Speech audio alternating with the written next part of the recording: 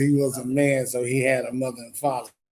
New way. Yeah, yeah. And so Glimpse of the new way. why do we say his priesthood was greater too? What signified that he had a greater priesthood than the Levitical order or the Aaronic order? What event? Happened. Yeah, that shows us about his priesthood. Oh, Genesis. In Okay, Genesis, what happened? When Abraham Mm-hmm. went and rescued Lot, Mm-hmm. right? After he rescued Lot, Mm-hmm. and he met him on the road. That wasn't it. Yeah. Okay. He's coming back from the slaughter of the kings. Right, right, Battle of the right. kings. And he met him on the road, and he gave him a tenth of his Mm-hmm. signifying superiority. Because Greater than the Bible says that Levi, who received tithes, right? The Levitical priesthood who received tithes, in effect gave tithes because the Levitical was in Abram at that time, right? Because the Levitical priesthood comes out of Abram. Yeah, because the descendants of Abraham, right? So the lesser blessed the greater, right? You see what I'm saying? So also, men receive their priesthood by an oath, okay? You know, but this man, you know, man, received his priesthood from God.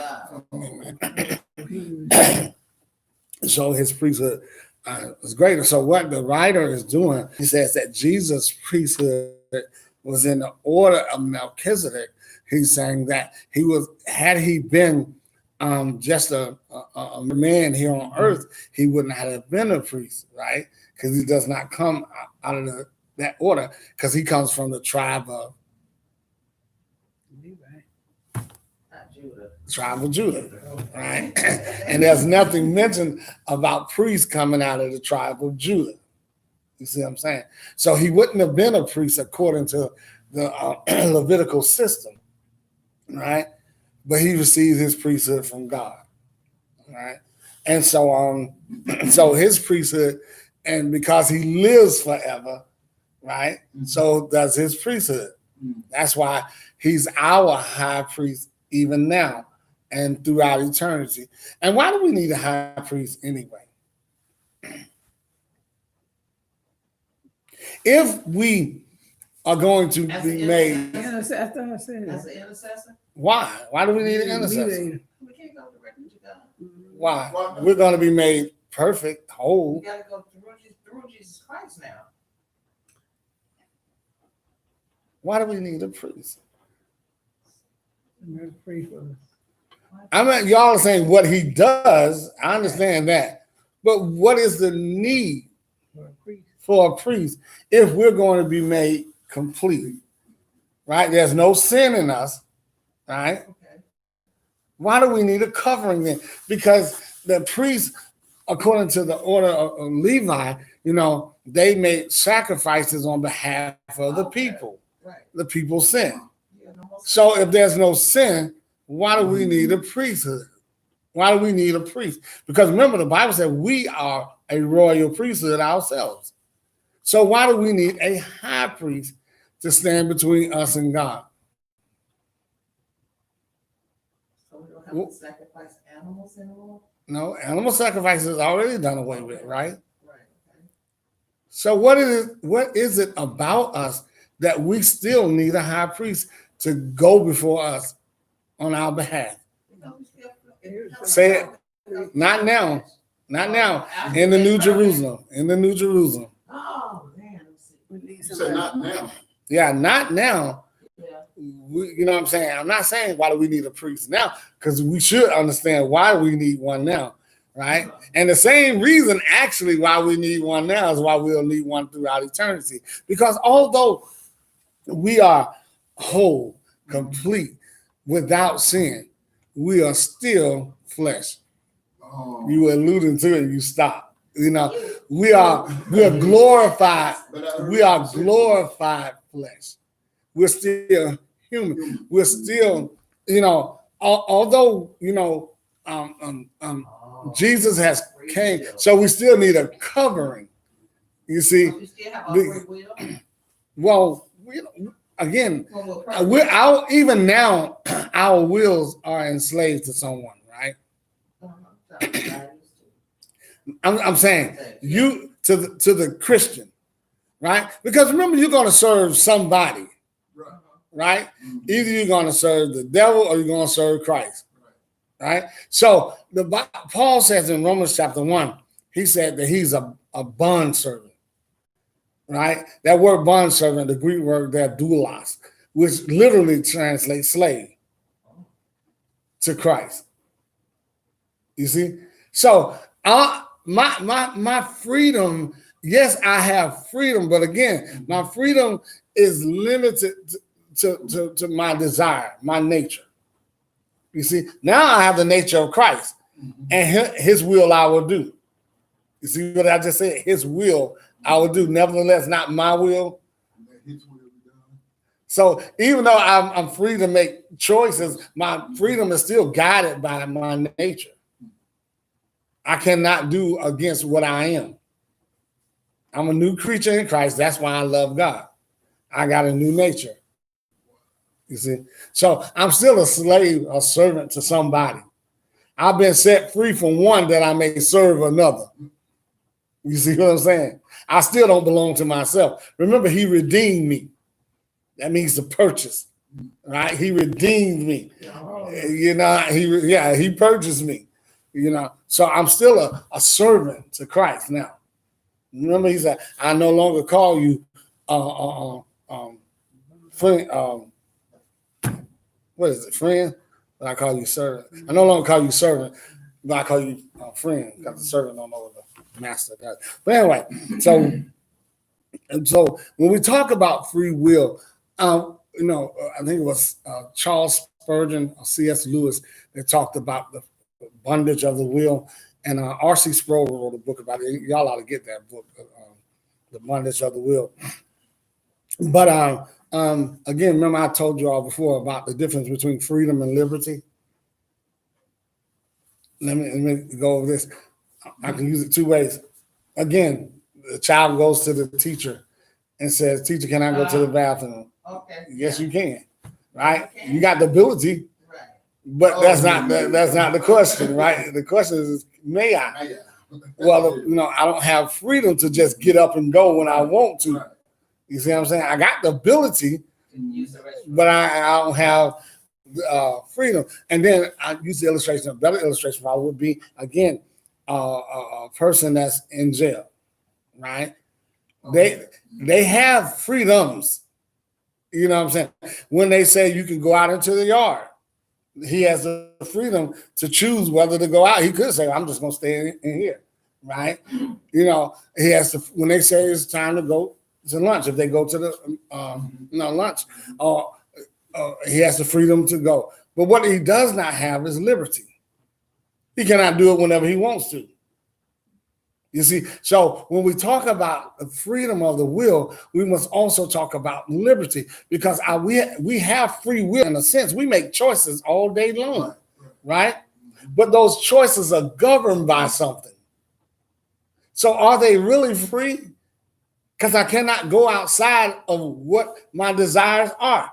I will always choose the greatest of my desire. I will never, ever choose what I don't want. You follow me? Once I make the choice, it's because that's what my will did. I will to it. And I can say I didn't want to choose it. I regret that I chose it, but I actually made the choice, right? But that choice was because of my nature. So if I have a fallen nature, I cannot will myself to do anything good as far as, righteousness towards Christ. Yeah, follow me? Because I have no desire to. But once I'm born again, now my nature has changed, and now my will has changed. So, so again, we must, when we talk about will, freedom, we must talk about liberty too. So let's get it. For this Melchizedek, king of Salem, right? The word Salem, shalom, means peace, right? Yeah. Okay. Priest of the Most High God, who met Abram returning from the slaughter of the kings, which we had already said, and blessed him. right? He met Abram and blessed him. Okay. Now, for to whom also Abraham gave a tenth part of all, first being translated King of Righteousness. Okay. Again, King of Salem, King of Righteousness. Okay. And then also King of Salem, meaning King of Peace. Okay. So here it is now. The scene is Abram's coming from the battle of the kings, right? And he meets this man, Melchizedek. Melchizedek blesses Abram. Abram, in return, pays a tithe unto him. Okay? Now, watch this. When he said he blessed the king, blessed him, I wonder what he means about that. I know he didn't give him anything. Did he say something to him like, may you always live forever or something? Yeah. Well, Return him something and bless him. Mhm. I wonder what Melchizedek said to him. Yeah. That was a blessing, you know what I mean? well, anything I would say or anybody else would say would simply be, us, because the Bible don't say it, so we don't really know what he said or what he did, how he inferred the blessing. He could have just laid his hand on him, because in the Old Testament, what I'm saying, that, the blessing was passed down by laying on the hand. It could have just been that, what I'm saying? Because he didn't kill him. Yeah. They So, were two strangers coming up to each other. mhm. Could have been a hostile enemy. Okay. So we don't really know. Okay. We know the Bible said he blessed him. And it says, without father, without mother, without genealogy, right? So this is the testimony of Melchizedek. There's no record of his mother, father, or his genealogy, meaning his family line, right? And it says, having neither beginning of days nor end of life. There's no record of his birth and there's no record of his death. Okay.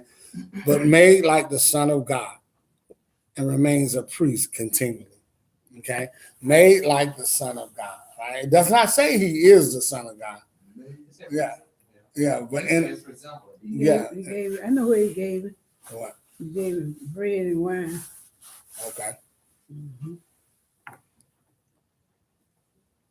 You want me to tell you where I got it from? Go ahead. Genesis 14. 14. 18. That's what Mhm. Abraham gave Melchizedek. I'm talking about. What does it say? Hmm. What does it say? And how you say it? Melchizedek, King of Salem, brought forth bread and wine, and he was the priest of the Most High God. And Okay. he blessed him and said, "Blessed be Abram of the Most High, possessor of heaven and earth." Mhm. So, okay, now, I don't know why I didn't remember the text, but the giving of bread and wine, one, we see something So what Melchizedek gave Abraham. Mhm. Okay, Yeah. that's in Genesis. Okay. What do we see in there? Bread and wine. Oh, what? Yeah. Come on, y'all. Giving the bread and Oh, wine. Yeah. The communion. communion. Okay, okay.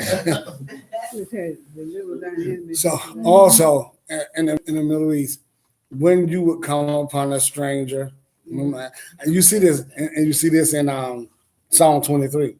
He says that my cup runneth over, right? In the Middle East, when you would come up upon a stranger, right, they would come to your house, and one of the things you would do, you would give them bread and Bread wine, and wine, yeah. okay? I wish And you that- did that now. And the other thing that you would do, you would give them water. Now, to fill their cup means they were welcome to stay as long as they wanted. If you fill their cup halfway, it would mean you're welcome to come, get something to eat and go on your way. That's why David says, watch this. He said, my cup runneth over. Surely goodness and mercy shall follow me all the days of the life, and I will dwell in the house of the Lord forever. My cup runs over. That means you're gonna stay. He's gonna stay forever in the house of the Lord, in the presence of the Lord. Okay, so that was the blessing. Anyway, having now verse 4. Now consider how great this man was, to whom even the patriarch Abraham gave a tenth of the spoils. Right, that's the booty, that they from the war. Right, consider Abraham, the one to whom the promises was made, right? He gave a tenth to this man to whom there is no promise, right? You know, he meets him, and you know what I'm saying, he's called a priest of God, you know, not by oath again, because the priesthood had not been established, right? So he said, and indeed, those who are the sons of Levi, see the priesthood, sons of Levi, who receive the priesthood, right? Y'all with me? Yeah. Have a commandment. Oh, I gotta go here tonight. Have a commandment to receive tithes from the people according to the law. Okay. Now watch this.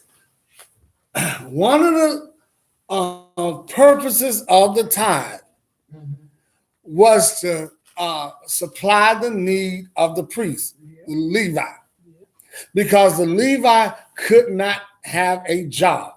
Their job was the taking care of the temple. Okay. Now there were different functions within that, right?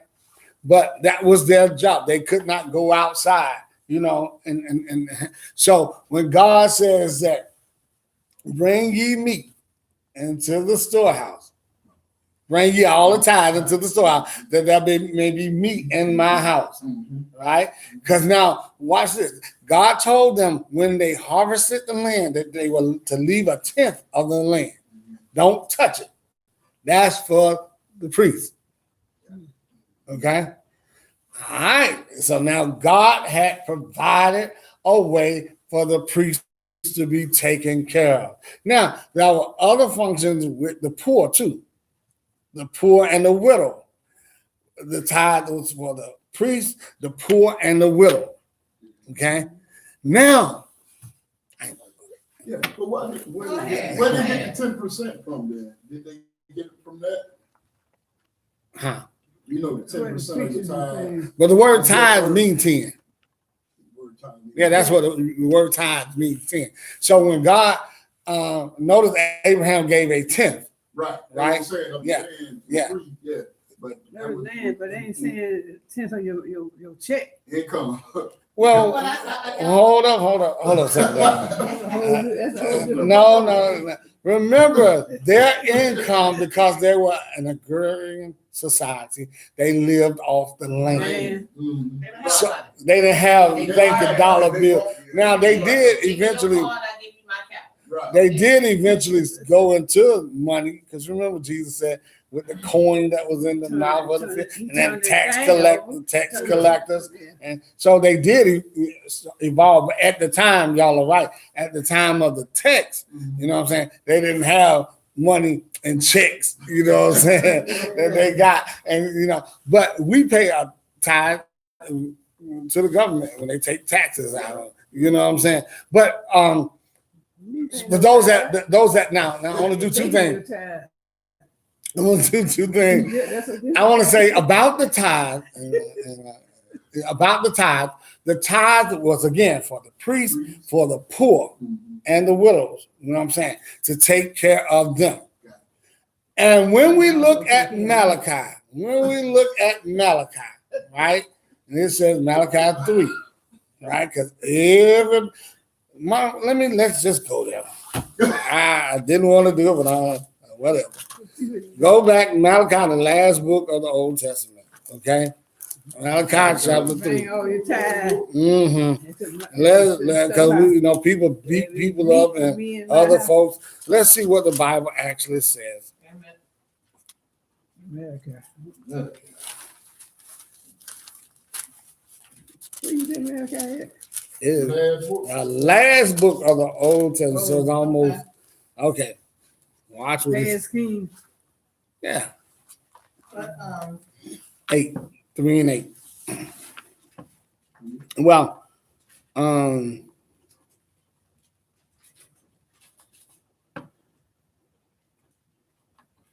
yeah, I saw it. Are there? Go ahead. I know it anyway. I'm gonna start with 7. Okay, watch this. Yet from I'm gonna start with 6. I'm gonna start with 6. For I am the Lord, right? I do not change. Therefore, you are not consumed, O sons of Jacob. Okay. Now, and let me finish it. Where I'm you gonna go at now? back. Got what? 3. Not consumed. Mm-hmm. 3 in it. I'm going into 7. Yet from the days of your fathers, you have gone away from my ordinances. That's my commandments, right? Okay. And have not kept them. Return to me, and I will return to you. You see what's the covenant? They had broken the covenant, okay, and have become estranged from God, right? He said, saith the Lord of hosts. But you said, in what way shall we return? Okay. Now, in order for me to get this out, remember I told you when studying the Bible, what's the first principle of hermeneutics is what? Historical, grammatical, what? Contextual, right? One of the ways, if you get to a difficult text in the Bible and you're not really sure what it's saying, first of all, find other texts that are dealing with the same subject and see if they make it clear. But if you can't do that, look at the context. Who is the writer talking to? Go back to chapter 2, verse 1. You'll see the context, okay? And now, O priest, okay? Who is he talking to? Priest. The priest, right? So when you get over here in chapter 3, he has not deviated from who he's talking to. Okay? So let's look at it again. Verse 8. Remember now, in what way shall we return? Who? The priest. Because the priest represented God, the people before God. But the priesthood had become corrupt. Okay, that's what he just said now. Okay. He said, will a man rob God? All right, that's a question, right? Isn't it? Y'all got a question mark behind y'all? Yep. Okay, watch this. Yet you have robbed me. Explanation mark, right? Hello? Okay. Yet you have robbed me. But you say, in what way have we robbed you? In tithes and offerings, right? Remember what I said that the tithes and the offering were for. But the priest had corrupted the system by which God had given them. And they were not concerned about the poor and the needy. They were taking it for themselves. Okay? And God says, you have robbed me. Okay? And he said, in what way have we robbed you? In tithes and offerings. Okay? You are cursed with a curse. Now, preachers will beat you up with this verse right here and say, if you don't tithe, you are cursed.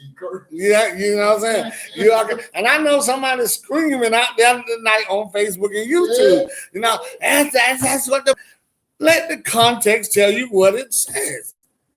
And stop just letting the preachers tell you what it says and just read it and see what it actually says. Okay. He says, you are cursed with a curse.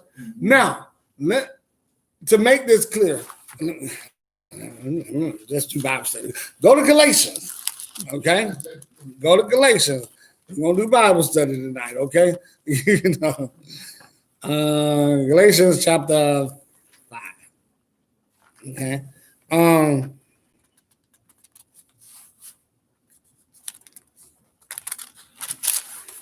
He says,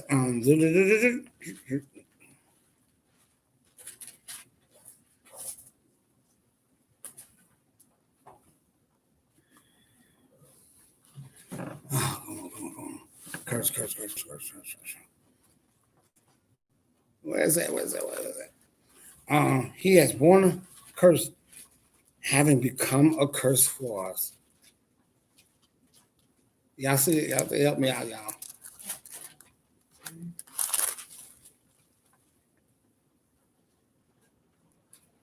Come on. Having become a curse for us. Oh, I'm sorry. Yeah. I'm sorry. It's chapter 3. Chapter 3.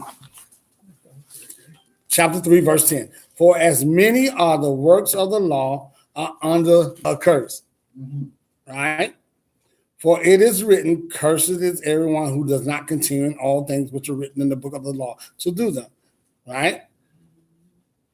And then now, but that no one is justified in the law, justified by the law in the sight of God is evident. The just shall live by faith, yet the law is not of faith, but the man who does them shall live by it. Watch this.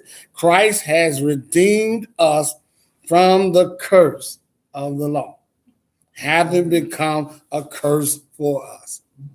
Y'all see it? So when they bring up the curse, what they're doing is go back to Deuteronomy. The Deuteronomical curse says that, remember, y'all, everybody know it. He said, if you do all these things, the law, you will be blessed in the city, blessed in the field, blessed going in, blessed coming out, blessed be the fruit of your womb. But if you fail to keep these laws, you will be cursed in the city, cursed in the field, cursed, same thing. And Galatians, Paul says, Jesus has redeemed us from the curse. We couldn't keep the law. Jesus kept the law for us and gave us the righteousness which is of the law. So there is no more curse. So when they said you are cursed with the curse, he's talking about, remember he said, you have not kept my ordinances. You've not kept the law, right? Therefore, you receive the curse of the law. But the man who lives by them must do all of them. Remember, I just showed the Deuteronomical promise, right? Now, he said, watch this. For you have robbed me, even this whole nation. Now, is he saying the whole nation robbed him? Or is he saying the priest? He said, you have robbed me, even the whole nation.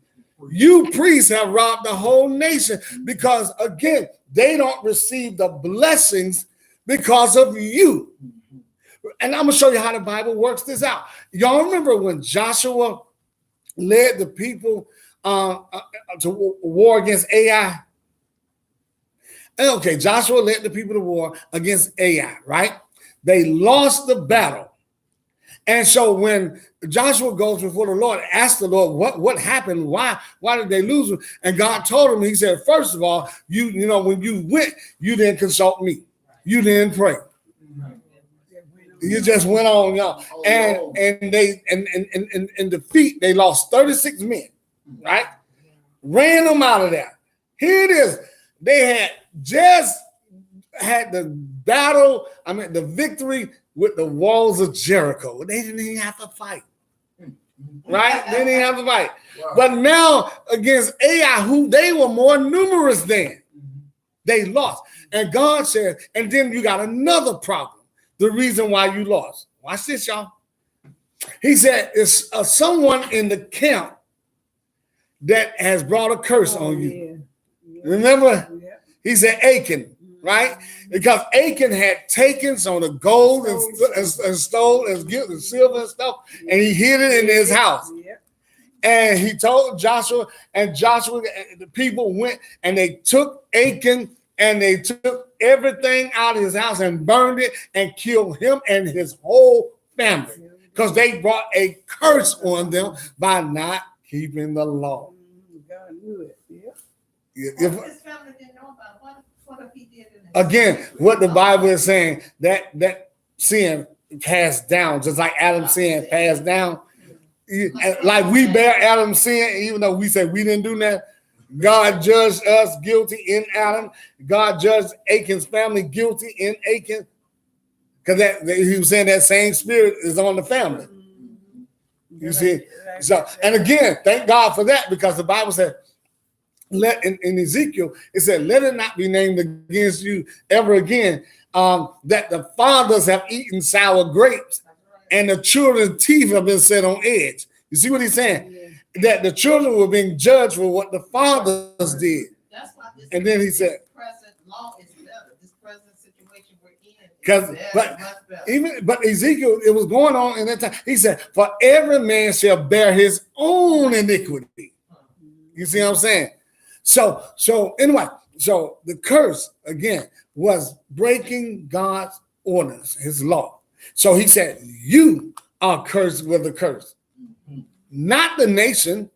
Well, the nation received the curse because the priest represented the nation before God. So God didn't, watch this, God didn't send, come on, Deborah, the agricultural society. God didn't, so the curse was God didn't send the rain. Watch what he said. What if I withhold the rain from you? You see what I'm saying? So the curse was he withheld the rain so that they didn't receive a crop, so the priests who were corrupt can get the tithe. You know what I'm saying? Because they received the curse. Watch this. He said, "How do you come back to me?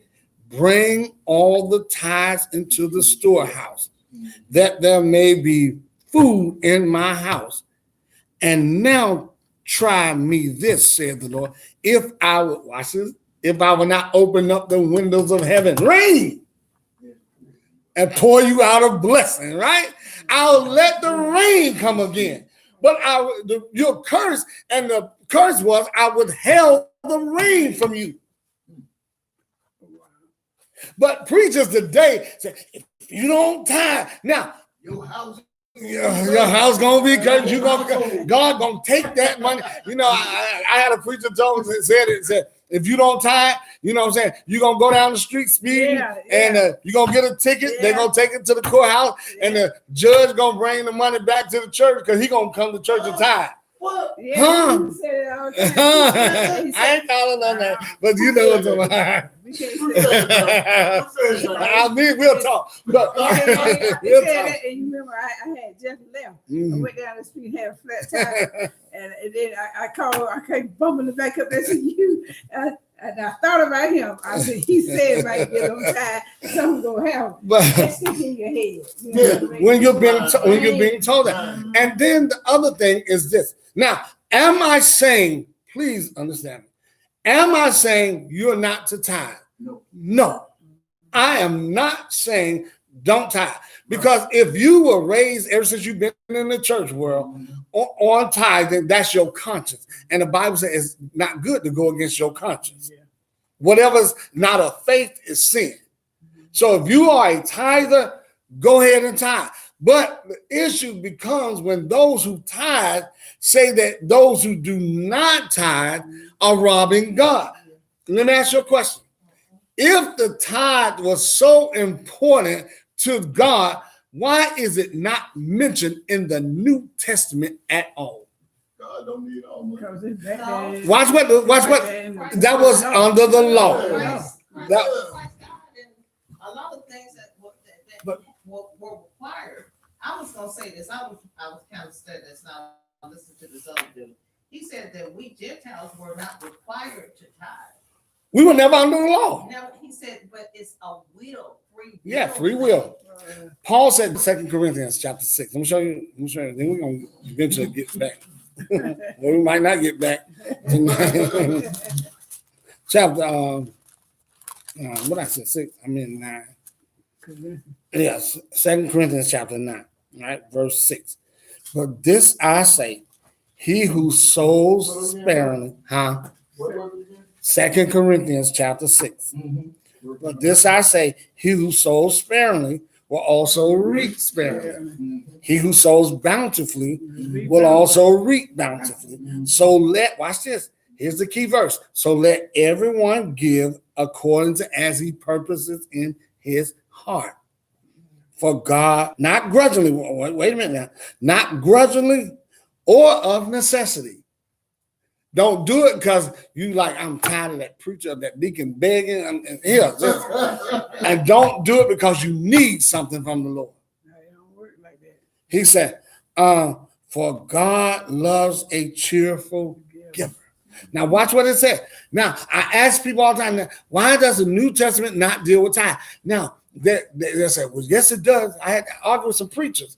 Remember when we went over to, when we went over to Israel, and we had that conference with the association. Yeah. Y'all remember we went over there? Yeah. And we was in there with me and all the preachers, and they brought this question up, and I did exactly what I'm doing. They were like, Doc, you don't understand. You don't tell them folk the tithe, they won't give. You know what I'm saying? And I said, well, that's between them and the Lord. And that's not for me, to beat them down with what God does not beat them down with. And then they said, well, the Bible in the New Testament does deal with it. And guess where they went? Where? Think about it. Guess where they went? Yeah. Matthew. Matthew. Can I tell y'all something? And I'm going to say it real clear. Matthew, Mark, Luke, in particular, called the Synoptic Gospels, are closely related to the Old Testament than they are to the New. Yeah, the Gospels, right? Because what the Gospels are doing is recording what happened in the life of Jesus. As long as Jesus was here, we were still under the law Right. because he died to fulfill the law. So yes, in Matthew, you will see when the Pharisees are talking about tithing, right? But watch what Jesus said. Oh, Pharisees. Yeah, but I'm just saying they were still tithing. Yeah. They were still tithing, mint and common, right? But watch what the Bible said. Except your righteousness exceed the righteousness of the Pharisee, you will in no way inherit the kingdom of God. Now, wait a minute. The Pharisees that just said they tithe mint and common. So watch. Not only did they tithe of what they had, if they were walking down the street and they found a dime, they tithe off of the dime, right? But Jesus said, except your righteousness exceed that. Now, all of my tithers, how many of y'all do what the Pharisees did? You may tithe off of your income. And half the time we actually cheat. Because if I was actually being faithful to tithe, then even though I say I make $1,000, right, a week, okay, my tithe is $100, right? But usually what I'm doing is tithing off of my take-home pay.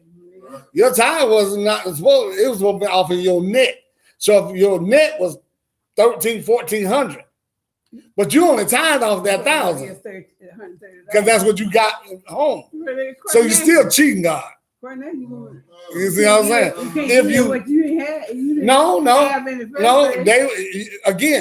The tithe was 1/10 of the land that they grew. Right. Not, you know what I'm saying? If that little part over there didn't grow, well, I ain't tithing off of that. Nope. You know what I'm saying? But anyway, so I again, nowhere in the New Testament, and I challenge y'all to go study and come back and talk about it again. There is nowhere in the New Testament where we are under the tithe. The church has never been under the tithe. So I say this. Now watch it. Remember I just said, except your righteousness exceed that of the Pharisees and scribes. So people come and say, oh, I don't have the tithe, so I'm just gonna get this $1. And you got more to give. Remember, he just said now, if you sow sparingly, you're gonna reap sparingly. All right? God ain't gonna take it from you because now we're under the free will offering, right? But God says now, you remember something, you need me. Okay, you know what I'm saying? I don't need you. You need me. So if you're gonna let my house go in lack, right? And then when you turn around because you need at your house, remember how you treated my house? You know what I'm saying? You know, whatever man sows, that shall he also reap. You know what I'm saying? So I'm saying the New Testament church has never, you study church history all the way from Polycarp, Athanasius, Augustine, Irenaeus, all the way down to where we are today. You will never find the church under the tithe. What has happened is that in the last couple of centuries, because pastors did not trust their congregations because they were trying to make budgets, and you cannot make a budget off free will offering because you don't know what folk gonna give. Right. You know what I'm saying? Right. So in order for me to have this mega ministry and make a budget, I've got to beat you down with the tithe. Because if I if I beat you down to tithe, then folks start tithing, then I got a sense of what I'm bringing in based off of those who are tithing. And usually the ones who are tithing, especially in the mega ministry, will be those who have big money. So I got big tithes, you know what I'm saying? And then I'll make my little budget, off of the rest of, because it's been said only about, I think 10% of the people in the church tithe anyway. You know what I'm saying?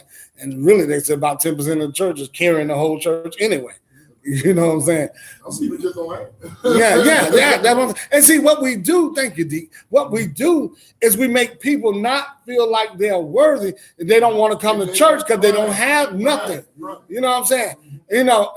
But on the other end of that spectrum, we got to be careful because what we do sometimes, we'll say, well, I'm gonna keep my little money in my pocket. I'm gonna tithe my time at the church. I'm gonna tithe my talent at the church.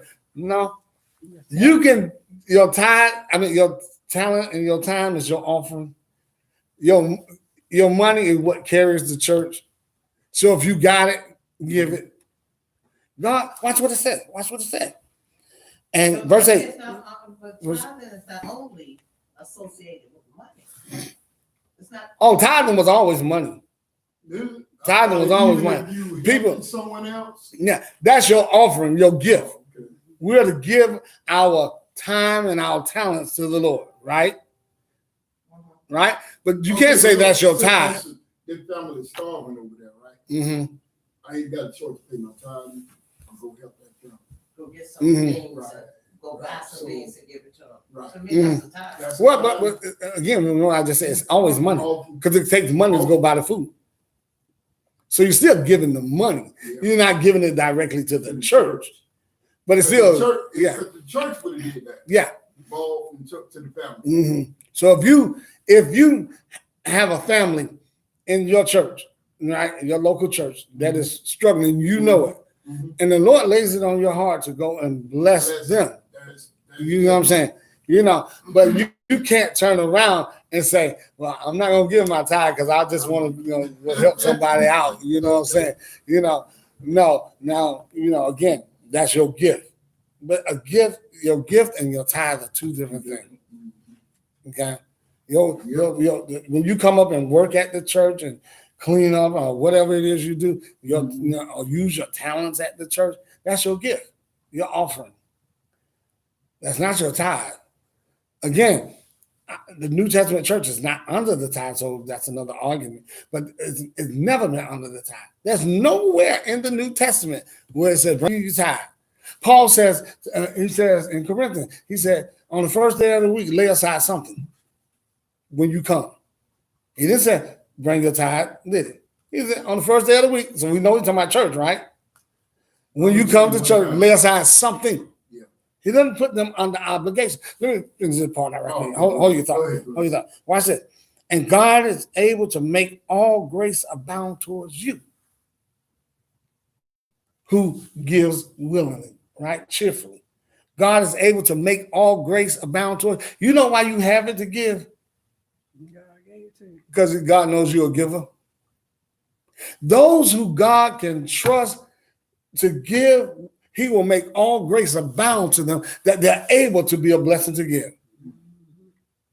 But those who are stingy, cheap, always will be in lack when it comes to giving, because God said, you ain't going to give it if I gave it to you. Right. I can't trust you. You know what I'm saying? I'm giving you now. I trust you more, Again, remember the woman, the widow Mike, the woman who gave her a denarius, a pence. We always say a penny, a day's wages. And Jesus said that she was blessed, more blessed. She gave all that she had. You see, and so it's not the amount. And that was given from the heart. Yeah, that's what it is. Yeah. It's not the amount you give. Right. It's your heart. That's right. God knows that if I had more, I'd give more. I want to see the church blessed. That's right. You know what I'm saying? That's what my heart desires. Mhm.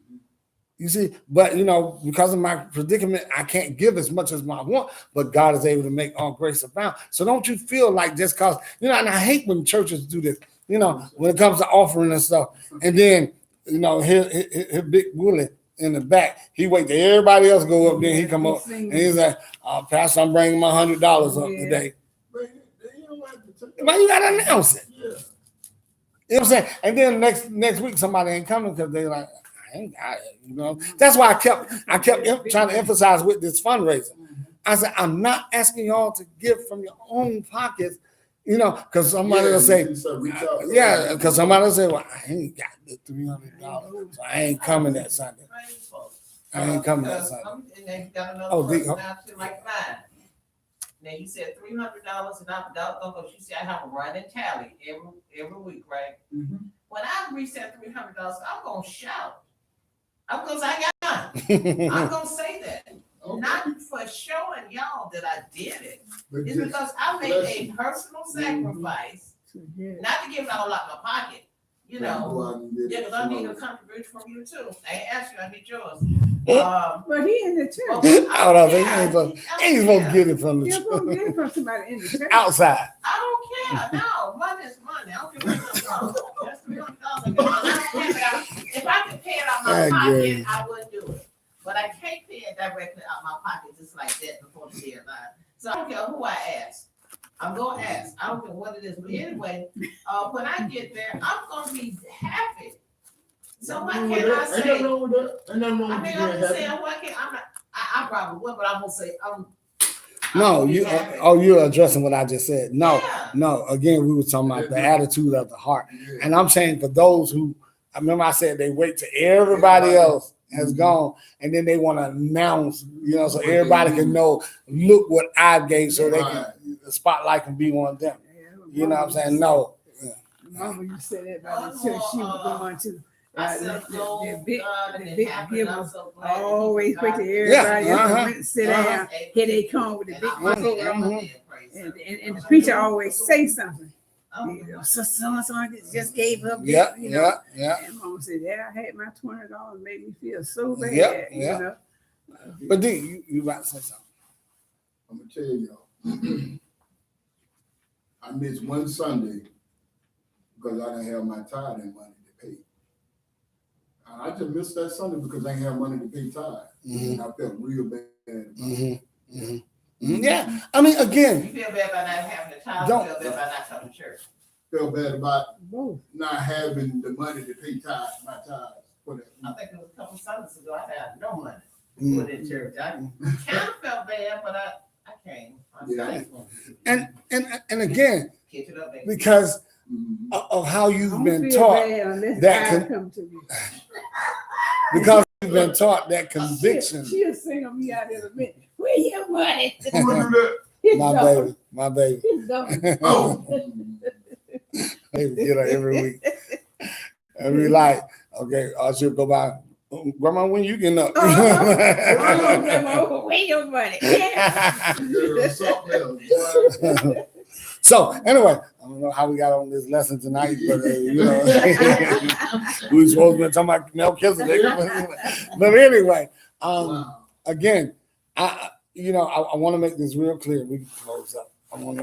I am not arguing against tithing. Mhm.